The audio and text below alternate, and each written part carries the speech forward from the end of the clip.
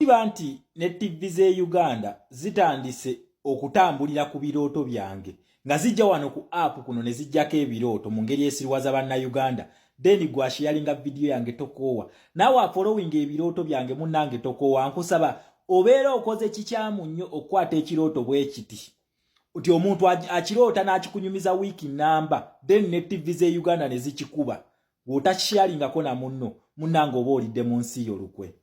Okitegedde ekintu kino bano nabagamba mugwe mudiringa naye temumumanyi okitegera temumumanyi gwe nakugamba omulimu gwo kunyambako kubishalinga olaba TV bwe Uganda luli nabagamba bantagingire video yatambula bulungi kati boye bakireso okukiraga mu Uganda bakugambye nti Rwanda ne Congo bagenda kusayininga historical agreement ndoza mulaba always Museveni bwati wabadakola ebintu Museveni ekibadde kimuyimirizaawo ze foreign policy zino naye nga akweka bannansi information najja nakulaga nti ye wakitalo nnyo w'amaanyi nnyo atwala amaje mu Congo takulaga ani agayise akugamba atugenze kunoonya ADF kumbe mu America ali mu contract na America okitegere ekintu kino kati bwe bamugobye eyo ndozaba walimbalimba bannansi bu TV bwabwe njagala mujjukire M23 nge wambye Goma Bukavu bano bye bali boogera nga bali ba promoting Andrew Mwenda ne Frank Gashumba banyonyole M23 kikyeri M23 bagigobye forcefully bino byabadde byampaka kati ogalaba olaba bagimba banna Uganda ndozo kiraba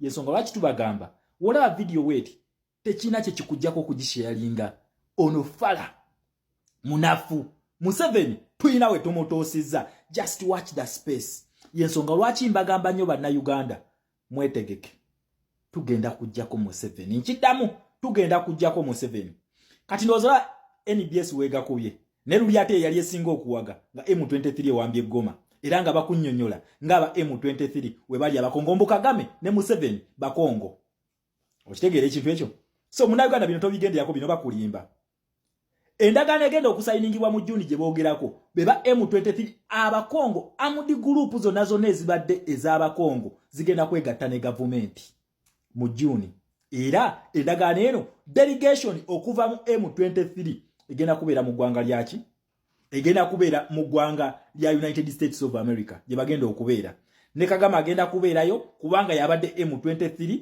ne Tshisekedi agenda kubeerayo bagenda kukola endagaano abakongo bonna obubinja mugenda kwegatta mu government wabule endagaano yo nagibalaga dda byaggwadde no video nagibakolera dda n'enjibalaga ono Minister of Foreign Affairs wa Congo then ne Foreign Minister wa Rwanda nga basayininga endagaano nti Kagame ajja amajege mu ggwanga lyaki lya Congo kati baba siriwaza then gwatashiyalinga ku birooto byange gwalidde mu nsi yo gwe muna Uganda nakugamba nabagamba ekintu kino revolution eno mugiraba revolution eno nnene ne revolution eno eri mu bintu bibiri muina visible revolution gye mulabako n'amaaso gammwe bwe muti mukiraba kino mu maaso gammwe waliwo ne invisible revolution ye yaddala yeno jenzija wano nembanyumiza ne mulaba bikomenti ng'ebyabana abasiru bwe bati n'abalala bakomuledi bannange abambalanga nze era nga batuufu bali ku revolution naye nga tebabitegeera byenkola okitegeera ekintu kino waliwo ekintu kye bayita invisible revolution mu Uganda ye yaddala muva kweno gye mulabako n'amaaso gammwe His Excellency Kyagulanyi National Unity Platform ne People Power Movement balwanagana ne Museveni Muhoozi ne NRM that is the visible revolution gye mulaba yo si ye yaddala the real revolution eyaddala ddala egenda okujjako Museveni oyo egenda okukyusa Uganda is the invisible revolution that you don't see byenzija wano n'enjogera abamu ne babiyita ebirooto abamu ne bagamba osiriwaza banna Uganda obateeka mu comfort zone that is the real revolution egenda okutuwa change kakati njagala nkulaga ekintu kimu gwe munna Uganda ove kuba n'abasirusiru ne bu TV bwe Uganda eno Starlink mu ggwanga lya Rwanda eno Starlink yalonchinze mu ggwanga lya Congo ogiraba nabagambye Uganda Congo ne Tanzania be baddako Congo etusooseeyo eronchinze Starlink ndoza naku 2 emabega okitegera eno Starlink Kenya eno Starlink South Sudan eno Starlink Uganda okirabye ndowooza obiraba what is there in common Starlink naye Starlink eno yani ya Elon Musk yali campaigning manager yali omugago bafanda wa campaign za Donald Trump onaku wali president wa United States of America nabagamba ekyaleta Trump kumaliriza lutalo lwe bayita de-dollarization ayinokwata zonna Democrat states zonna ezibadde mu American foreign policy okubalaga nti America ye nannyini nseno yafuga buli ali mu poliisi nga walya ku ssente ze tosobola kumukula wakiri akuba n'akuleka ku ttaka. Ye revolution entuufu eri mu Uganda. Lwaki Starlink ye gundi ye joining factor mu nsi zonna zenkulaga. Kakati bano badde ano nga bakusiriwaza abazungu tatubuulira abazungu nonsense. Okitegeera ekintu ekyo. This is the real revolution jemba preaching ira wano nakugamba revolution eri wano eyaddala. Muna Uganda ogenda kukola events ziri bbiri events zogenda okukola.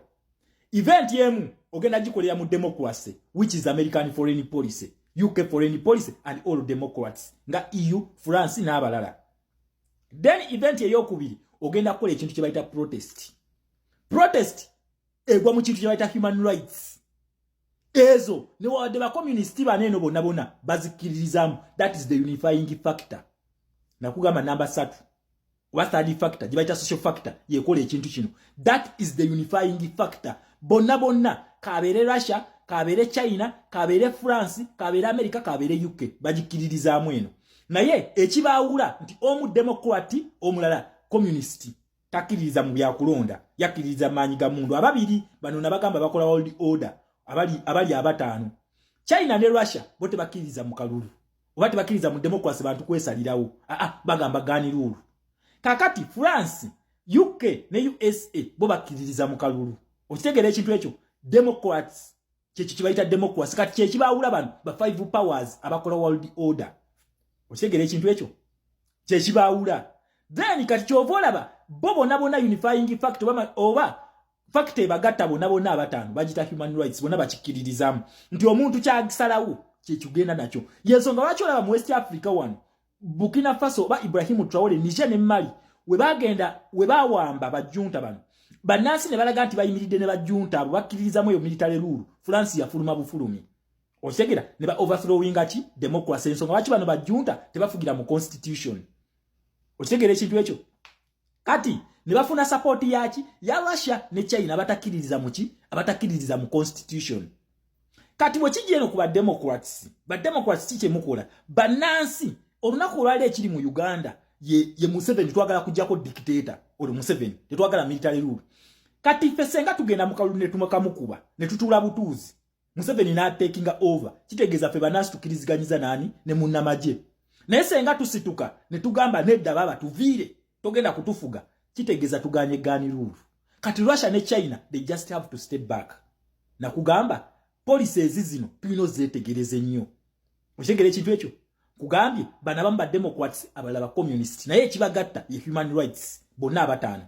Kati Russia ne China tebasobola kujja bakube bannansi ba Uganda tekisoboka. They just have to stand back. Then kati zinensi ezikiririza mu democracy zino okujja kusaidi yaki yabana Uganda lwe olukungana lwe nabagamba olwa sas eyo gundi eyo summit is excellence Kyagulanyi yasembayo kolaki okugenda mu yaba democrats. Kati ba democrats bonna mu nsi balina okujja bayimirie ne bani ne bana Uganda nabagamba luno olutalo lunene oyo kizemba byayingira mutabitegeera. Just watch the space. Kati bagamba kati Museveni roza gabula akana kano senga nakafuula ka gundi ka advisor kange ka presidential advisor ku foreign affairs ngani goteka ku payroll yemu ne full figure nze ntegeere yange onteke ku payroll yemu ne full figure ne balambaruga halateni ne Eddie Kenzo ne Bebe Kulu inze Shama muzukulu wa Sekimwanyi muzukulu wa Senkole jajjanga omulwanyi agamba ati muzukulu wali ku payroll eyaba abantu tosobola buladi. So ndoza muna Uganda okitegedde bino kati Museveni byalimu okubekyangirako byabalaga mutabani we mbwa kitalo nnyo nabagambye just watch the space tunuulya protest vote tugenda kumukuba akalulu either agenda kuwanika oba ba democrats bonna bayina okuyunitinga behind people power movement tugenda ku overthrowing Museveni. Ekyo nkibabuulira ate mugenda kukirabako kubanga tusemberedde. Yensonga lwaki Starlink ogiraba emaze okusalako region yonna Starlink esazeeko region. Okitegera kuba nakugambye Omumerika ye ayagala kusimbula mu East Africa awambe Africa yonna ate nga agenda kikola kubanga policies ze ziri favorable than eza China ne Russia bali mu West Africa je bagala okusimbula yo je bajja okubeera paka wateri agenda kukiriza mu policies zine zinyigiriza abantu ani goteka kuganiruru. Ibrahim Traore yatandise okutta abantu abantu b'omu Burkina Faso, there is a silent genocide going on in Burkina Faso. Buli avaayo ku